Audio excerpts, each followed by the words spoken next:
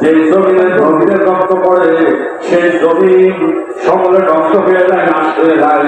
আজকে আর আমাকে চিনতেছে না, আমার রক্ত দিয়ে জমিনে পড়ে এগুলো সকলে ধ্বংস হয়ে যাবে, কিন্তু তাদের থেকে এমন সন্তান হয়তো জন্মলাভ করবে যারা আমার দিদি পার্থ থেকে পার্থ যাবে। এই কথা বলিয়া বলেন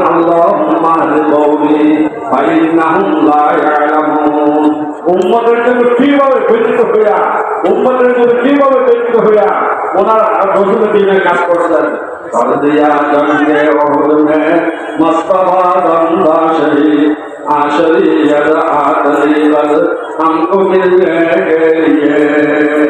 এই জন্য রাসূলুল্লাহ সাল্লাল্লাহু আলাইহি ওয়াসাল্লাম যেভাবে মেহনত করছেন, সাহাবায়ে কেরাম যেমন ভাবে মেহনত করছেন, দ্বীনের উপর কিভাবে অটল ছিল, কিভাবে অটল ছিল। দেখেন হযরত সাদ ইবনে আবি ওয়াক্কাস রাদিয়াল্লাহু তাআলা আনহু যখন নাকি ঈমান নিয়ে আসলেন, ওনার আম্মা শুনিয়া বলছেন, ঘর থেকে বের হয়ে উত্তপ্ত রোদের মধ্যে চলে গেছেন, যা বলেন যদি তুমি মুহাম্মাদের দ্বীনকে ফিরে না দাও, সবাই বলেন সাল্লাল্লাহু আলাইহি ওয়াসাল্লাম। আমি হাদিসের ভাষায় বলছি, তুমি যদি মুহাম্মাদের দ্বীনকে ফিরে না দাও, আমি এই উত্তর থেকে ঘরে যাবো না। এই কথা বলিয়া বলতে দাঁড়ায় গেছে, উনি খুব বুঝালেন, সাথী সঙ্গে গিয়ে বুঝাইলেন, বুঝে না, তখন বললো মা তুমি যদি হাজার বার করে দাঁড়ায় দাঁড়ায় মৃত্যুবরণ করার জীবিত মৃত্যুবরণ করো, তারপর আমি মুহাম্মাদের দ্বীনকে ফিরে দিতে পারি না।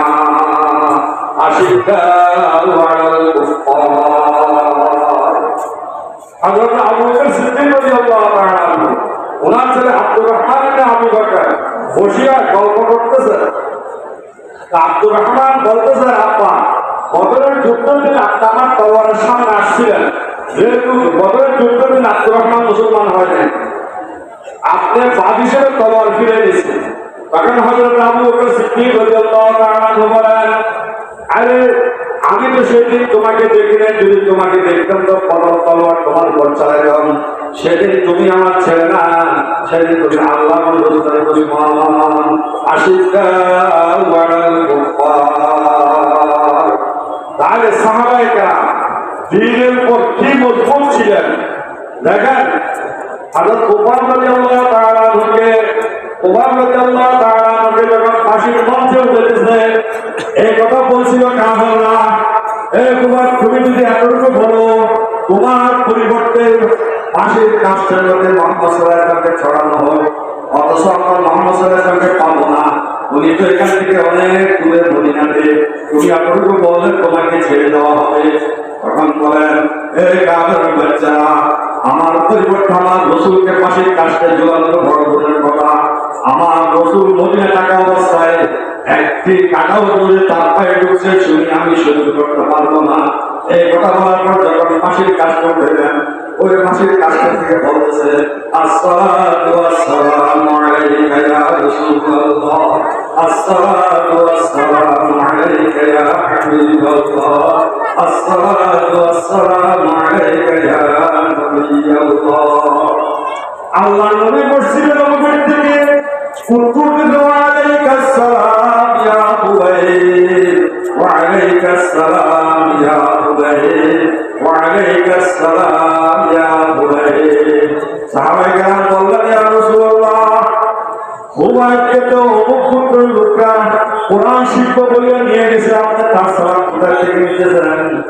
আমার হুবাইব কেরাম না বেশি করছে, তিনি আজকে পাশের কাজটা করেছে, পাশের কাজ থেকে আমার উপর সালাম দিতেছে।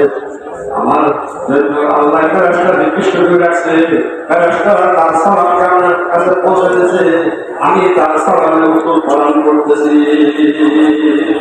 এমন মুহূর্তে জান দেওয়ার জন্য থইয়া, তারপর দিনের কোনো ক্ষতি হোক, রসুলের কোনো বেইজ্জতি হোক, আল্লাহর কোনো প্রকার দুষ্কৃতি বর্ণনা হোক, এটা সাহাবায়ে কেরাম শিখতে পারে। এই জন্য আমরা প্রত্যেক যে কোনো কাজের মধ্যে যত প্রকারের কোটি টাকা দেওয়া না কেন, কোনো বাতিলের সামনে মাথা মতো করা নাই, কোনো বাতিলকে আমরা কবুল করা আমাদের পক্ষে সম্ভব না। যে সমস্ত বাতিলগুলো আছে সেই বাতিল প্রতিরোধ করে দিতে হবে। এই আমাদের এই আলম সেদিন আলমের মধ্যে এমন ব্যতীত আমরা সেই বাতিলকে আমরা চিনব না, বাতিলকে আমরা প্রতিরোধ করতে পারবো না। সেই জন্য সাহাবায়ে কেরাম যারা ওয়াল্লাযিনা মা'আহু উভয়ের উপর খুব সত্য কঠোর ছিল। রুহামাউ বাইনাহুম পারস্পরিক খুব দয়াশীল ছিল। পারস্পরিক কত দয়াশীল? যেমন এক সাহাবী গেছে আল্লাহর নবীর কাছে, যারা বললেন, ইয়া রাসূলুল্লাহ সাল্লাল্লাহু আলাইহি ওয়াসাল্লাম, আমার কাছে খাওয়া দাওয়ার কিছু নাই, কিছু মালের ব্যবস্থা করলেন। আল্লাহর নবীর পাঠালে যাও, অমুকের কাছে যাও। যখন গেছে, যাওয়ার পর যেতে যেতে মাগরিবের পর হয়ে গেছে। মাগরিবের পর হওয়ার পরে উনি ঘরের বাইরে দাঁড়াচ্ছে, সেখান থেকে শুনতেছে ঘরের ভিতর থেকে আওয়াজ আসতেছে, স্বামী স্ত্রী ঝগড়া করতেছে। আজকে বাতির পিঠা লম্বা কেন করছো, তেল বেশি জ্বলতেছে।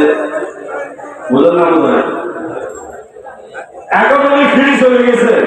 আরে যে ব্যক্তি স্ত্রীর সাথে ঝগড়া করতেছে, বাতির পিঠা লম্বা করছে, তেল বেশি জ্বলে, আমাকে ফিরে যাওয়ার পর আল্লাহ নবীর কাছে যখন গেলেন, তোমাকে কিছু বিষয় বলে, আপনি এমন একটি লোকের কাছে পাঠালেন যে লোকটি স্ত্রীর সাথে বাতিল পিতা নিয়ে ঝগড়া করতেছে। তখন আল্লাহ নবী বলেন, যাও তুমি যা বলো, আমি তোমাকে পাঠাইছি। আবার গেছে, যা বলেন আল্লাহ রাসূল আমাকে পাঠাইছে আমার কিছু অপরাধ আছে একটু তুলে দেওয়ার জন্য। আমাকে এমন দেওয়া দিল, আমার জীবন আর খামে করা লাগে না।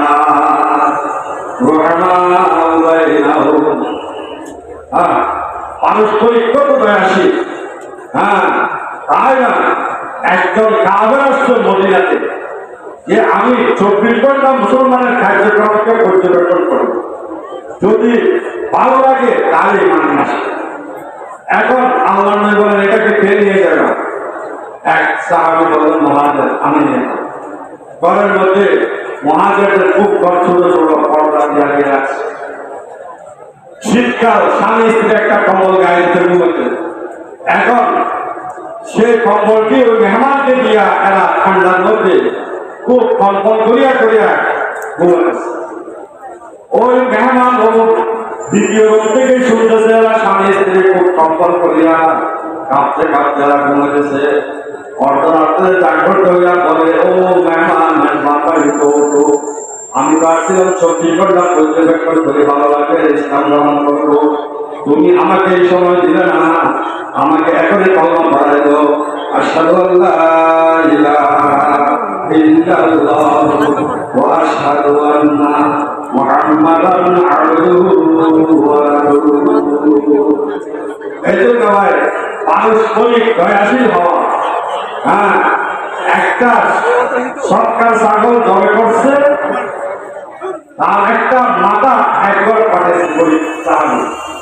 উনি বলেন, আমার তো দরকার আছে, কিন্তু আমার ভাই ওনারও আর দরকার ছিল না। উনি বলেন, আমার দরকার আছে, কিন্তু আমার ভাই ওদের দরকার ছিল না। কেন 7 ঘর করি আমার বদল করে আসে। তাহলে সাহাবায়ে কেরাম একজন অপরের প্রতি কত দূরে আসিয়েছে। এই জন্য আমরা প্রত্যেকে একজন অপরের প্রতি দয়াশীল হওয়া চাই। রহমান বাইনাহুম তারাহুম রুকআন সুজদান ইয়াবতাগুনা ফাদলান মিনাল্লাহি ওয়া রিদওয়ানা। এরা রুকু সুজদা এমন ভাবে করত,